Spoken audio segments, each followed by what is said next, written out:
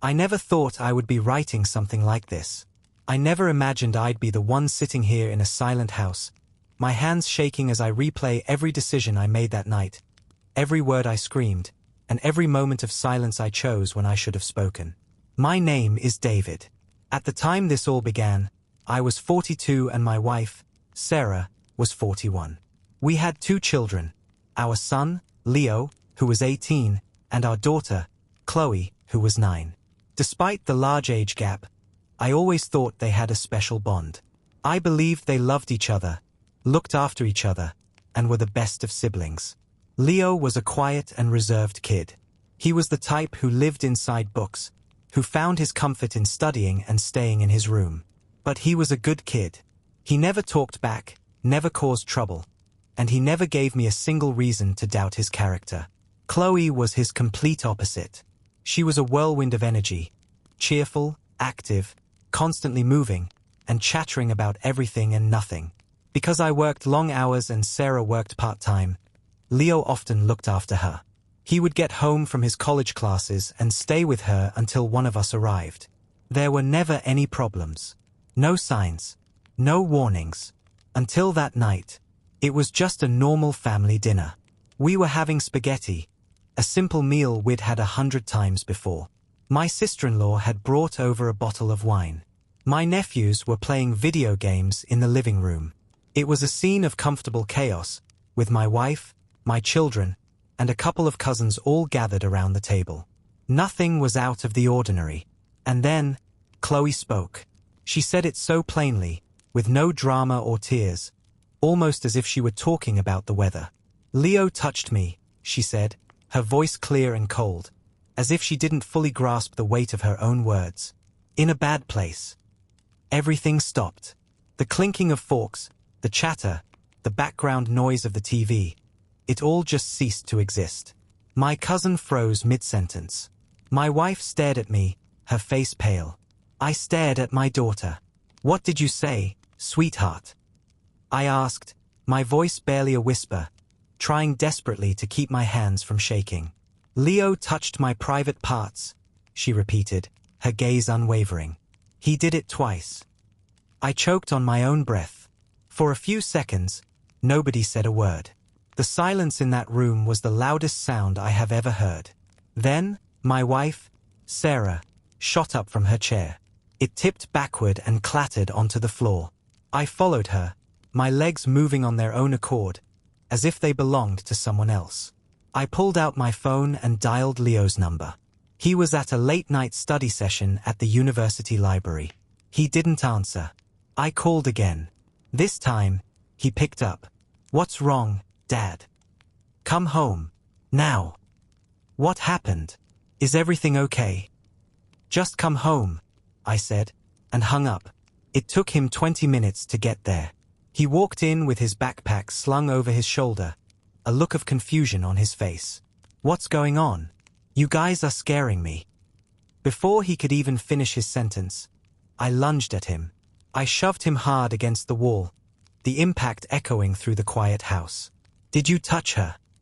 I screamed, my voice raw with a rage I didn't know I possessed. Did you touch your sister? What? What are you talking about? Leo's face was a canvas of pure confusion. I swear it. I could see it. He was pale, terrified, stammering and shaking his head. No, of course not. I would never do that. I don't know why she's saying that. But I didn't let him finish.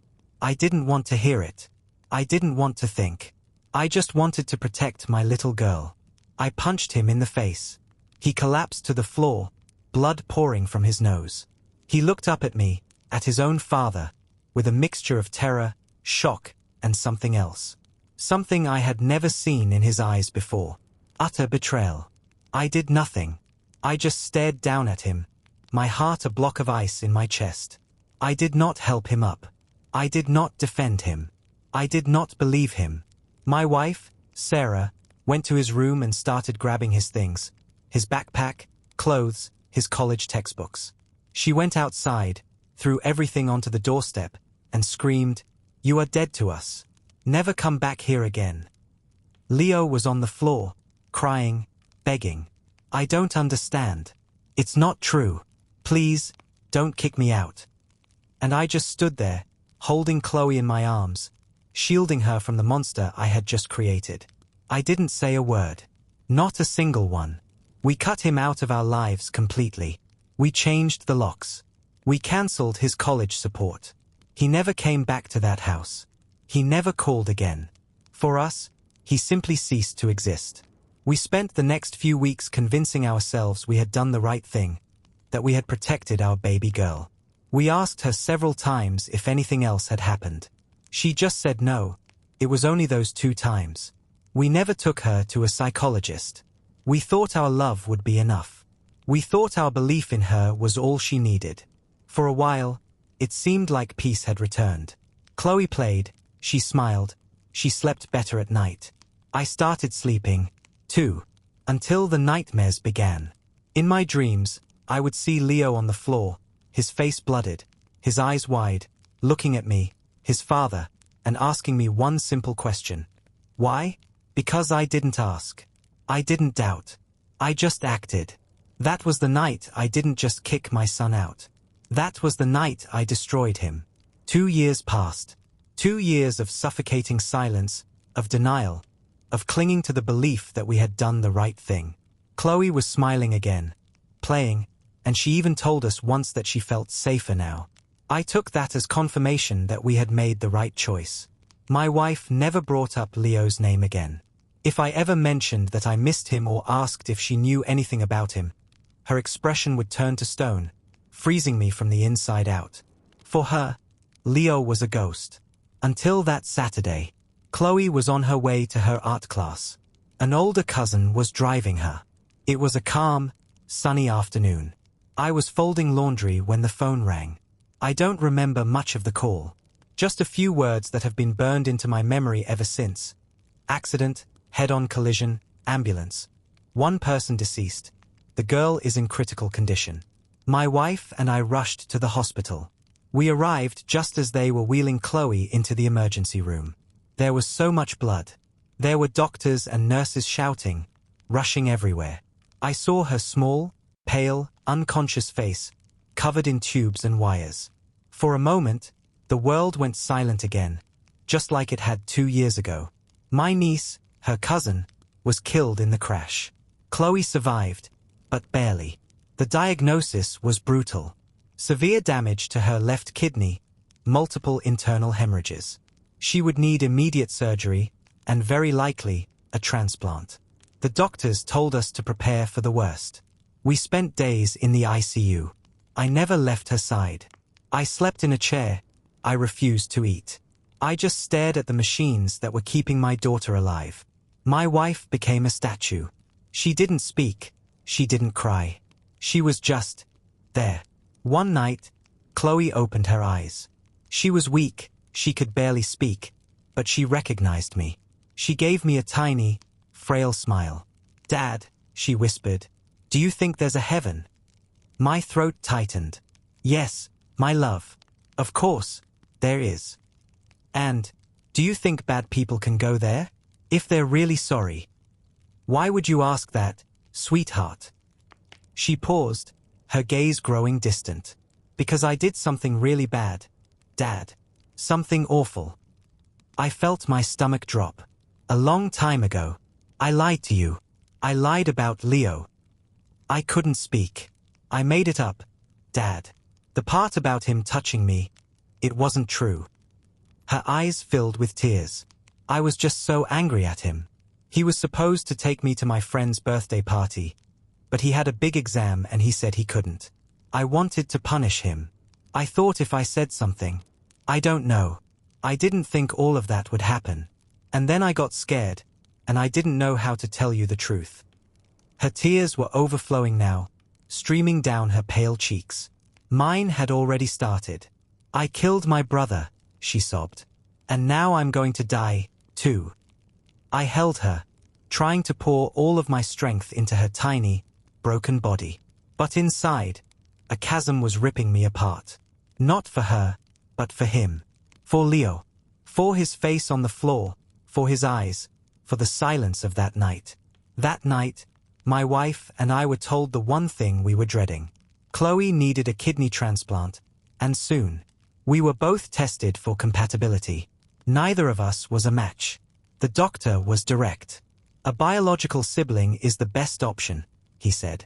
If he's a match, the chances of success are much, much higher. I already knew. I had seen it in her medical records. They had the same rare blood type. Even though I knew I had no right, I started searching for him again. I sent him a message from a new number. It's important. Please, we need to talk. To my shock, he agreed. We met in a small, remote coffee shop. He was on time. He was thinner, with dark circles under his eyes, wearing simple, worn-out clothes. His eyes were different. They weren't the eyes of a hurt teenager anymore. They were the eyes of someone who had learned to live with emptiness. He sat across from us. My wife was beside me. He broke the silence. What do you want? My voice trembled. Leo, we had the tests done. There's a high chance you're a match for Chloe. The doctors say, if you get tested, you could save her. He didn't react. No anger, no surprise. Just a deep, weary fatigue. You're asking me to donate my kidney to your daughter. Yes, I whispered. My wife spoke up. We know this doesn't fix what happened, Leo, but it could be the first step to becoming a family again. Leo actually smiled then, but it wasn't a happy smile. It was a sad, ironic, hollow thing. Becoming a family again? He repeated, his voice laced with disbelief.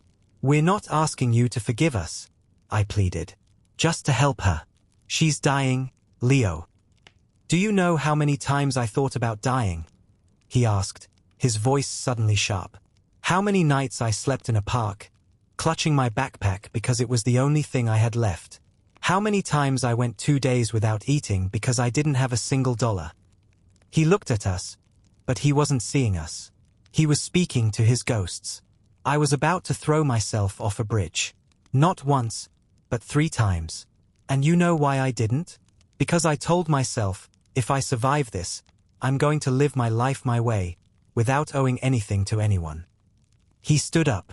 And now you come to me, asking me to let you cut me open, to give a part of myself to save the girl who lied? The girl who watched me get thrown onto the street and didn't say a word? The girl who only said she was sorry when she realized she might die? My wife stood up, her fists clenched. Your sister is dying. Doesn't that mean anything to you? Leo looked at her, his expression a mixture of pity and disgust. You know what it means to me? That now, finally, I'm worth something to you. Now you need me. Now you want to listen. He turned and walked away. He didn't shout. He didn't cry. He just left. That was the last time I ever saw him in person.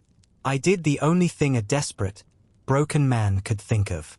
I went on Facebook.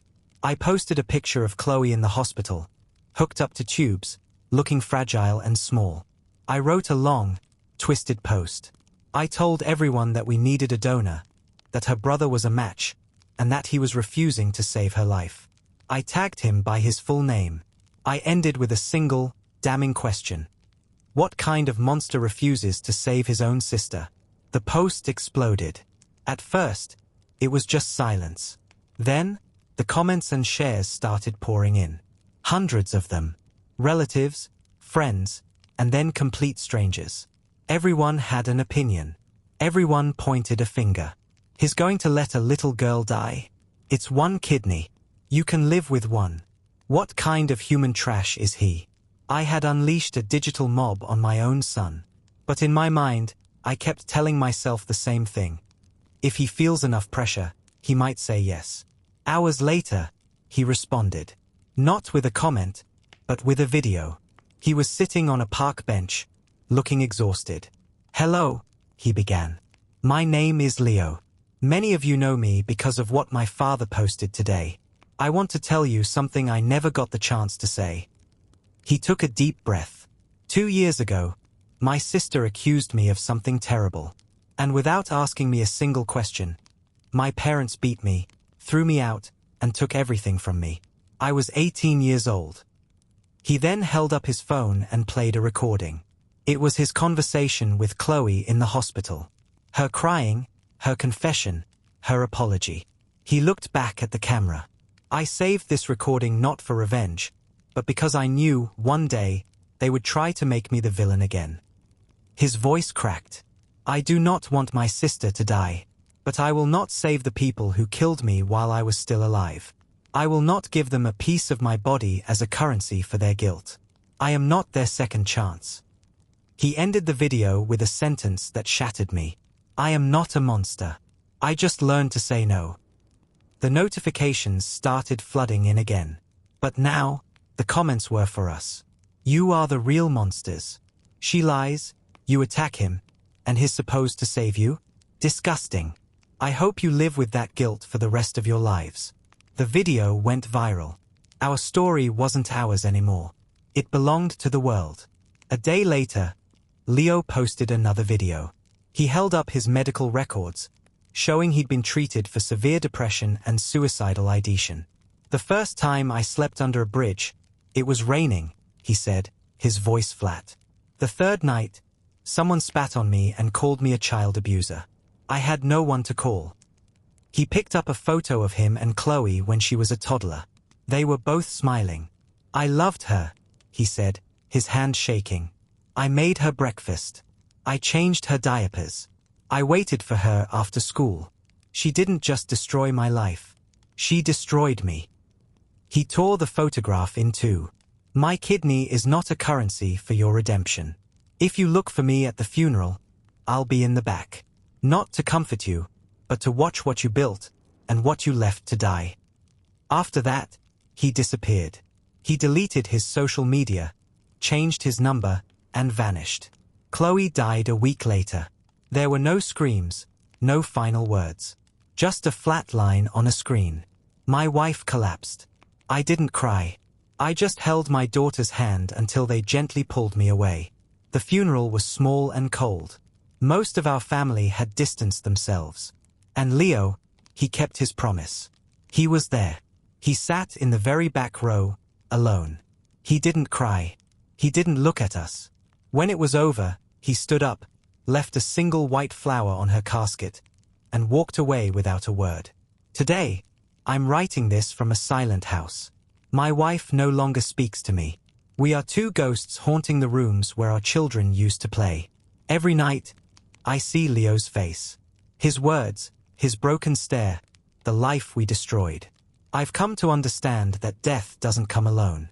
It brings regret and memories with it. And neither of those can ever be buried. An absolutely devastating story about the irreversible nature of our choices. The pain in this family is almost unimaginable. Now, we want to hear from you. What would you have done in their place? And, a question that cuts to the heart of this. Do you think they made the right choice? If you have ever felt a pain this deep, a loss this profound, let us know in the comments. If you've ever felt this kind of pain, comment I understand. Your voice matters here. Thank you for joining us on Talesflix. Don't forget to subscribe for more powerful real-life stories.